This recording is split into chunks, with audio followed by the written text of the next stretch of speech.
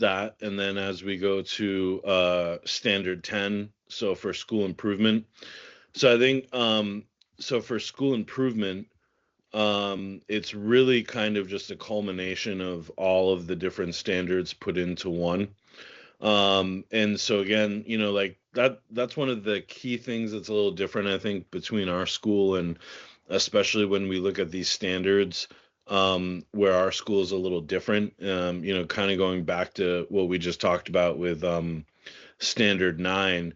Like we have that division sort of between the academics and the operations.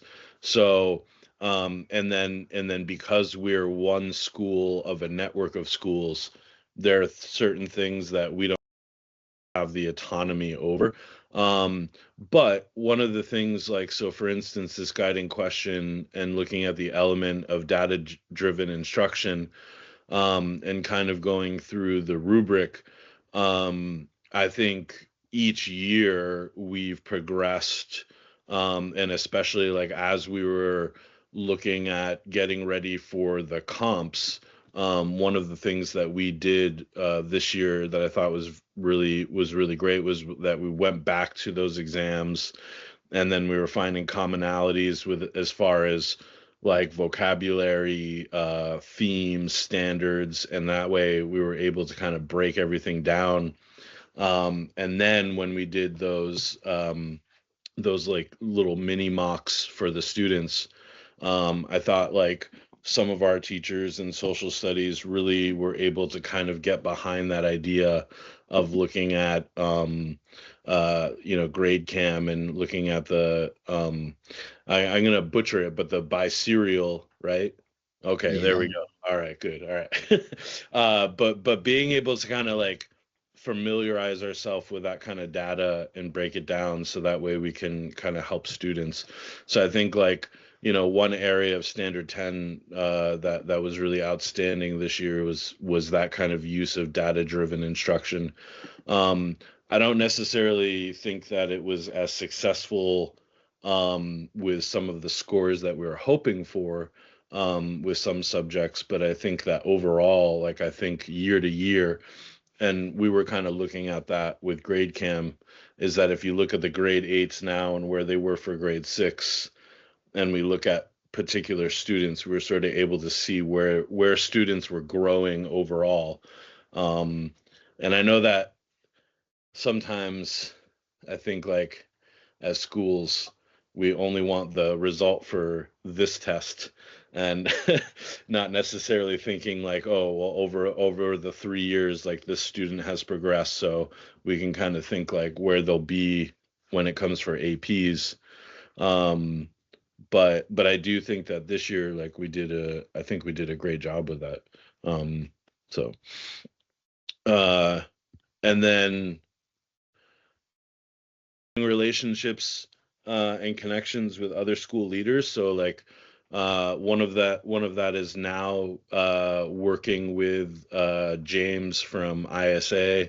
But the other thing I think we do is like when it comes to building connections with other school leaders is I go back to like the Summer Institute, and I know that that is just basis. That's just generalized as just us as basis, but I do think it gives us the opportunity to meet with all of the other people from the networks and the school leaders and kind of talk about things, rather than just kind of doing our once a month like chair meetings on Teams and stuff like that, but actually kind of be face to face. But one of the artifacts that I did for that um, was a leadership network event, and I think that this could be done probably if it is just Wuhan itself, but I find it very very impossible to try to do as basis as a whole. So like if you see like I listed the CIOs, Samuel's coming out of Hangzhou, Tristan is in Nanjing. So a lot of these social studies from other campuses, coming to Wuhan would be kind of impossible. But it would be nice if there was sort of like a get together of like social studies teachers or even like chairs or heads of departments for Wuhan for different schools to kind of get together and maybe collaborate on some things. But again, like as far as basis goes, I think the best opportunity is when we have our summer institute, so that way we can all get together. Um, and then also so this is sort of the last one, the school improvement plan and presentation. So that will be the last thing that we do for module 39 is we will present sort of like our overall findings and everything like that. But as far as like the four priorities in the school improvement plan, I think the second one where it's trying to build those ESL standards and work with I forget who our new chair is. It's not Tammy, right? But no. Okay. Jess. Jess. Okay.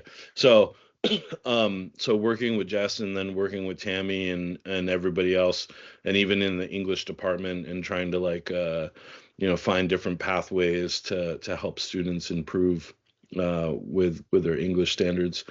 I think like that one is probably the like when I think of the four different priorities, I think that one is probably the most achievable, along with priority one being the teacher observation and coaching and mentorship. Yeah, so I don't know if you had any extra thoughts or questions. I think you've thought a lot of things through, and it Yeah. will be interesting to see what you do with them this year. For the I did want to add on for the leadership networking event, going back Yeah. onto that. Okay. They have those for senior chairs and then everything from VHOD up. And even like the DCAs Oh, have theirs, and the directors, like there's a student service one and a curriculum, and okay. it's like all of those divisional leaders all have them. And on the operations sides, the departmental leaders have them too. But for chairs, Yeah. like you guys do have the IMAT. That's kind of what you're talking about. Yeah, so we have that opportunity, and then we also have like the network collaboration when we do like the senior chair meeting, and then with the CADs. Yeah, but that's what I was gonna say is like during the summer institute we have those opportunities for sort of like face-to-face meetings, and yes, the IMAT training, but the hard part with that was that there were so many coaching sessions that there wasn't really sort of like those opportunities besides sort of like a coffee break or lunch to kind of go and meet other chairs and kind of talk, where I find like with the summer institute, like there's specific sessions where we're with our departments, like with social studies, with the chairs, physically face to face. So that I feel like those, like that summer institute can kind of be a little more beneficial. Where with the IMAT training, it just seems like we're kind of like locked into to what it is that we're doing for that weekend because time is so short. So, but yeah. Yeah, I agree. We always say coming out of things like IMAT and Summer Institute, the number one sessions that get the highest reviews and say people say they want more are the Java likes, where Oh you yeah. meet with everyone that has your same job. Yeah. Yeah. Yeah. Okay. One of those that I would like is you mentioned talking with the ISA guy. I wish we Yeah. did have more of those locally. Like I would love to meet with the heads of division of the other international schools in Wuhan. Right. Yeah. Oh, so maybe there's an opportunity to have one of like host some sort of like dinner, Yeah. something I'm like that. so jealous of Slav because he gets to meet with all the other ADs, but they're Oh all yeah. so competitive that apparently they just get together and argue with each other. Uh, but So we that could sounds do, like that's what the basis one is as well. yeah. So it's a little different in PE. All right. So, yeah, so maybe we could do a senior leadership top golf get together. That's what we should do. Yeah. Yep. Dan did those with the heads of school as well. They all met at Top Golf. Oh, okay. All right. Great. Yeah. So we should work that out. Get more of them. Rent the whole place out. There we go. But okay, thank you very much, Stephen. I appreciate it. And so I know maybe not next week, but the week after we can set up another meeting to kind of just go over overall for the last part of the module and talk about that. So Okay. All right. Okay. Thank you, Thomas. Great. Job with all this stuff. Thank you. I appreciate it. All right. Okay.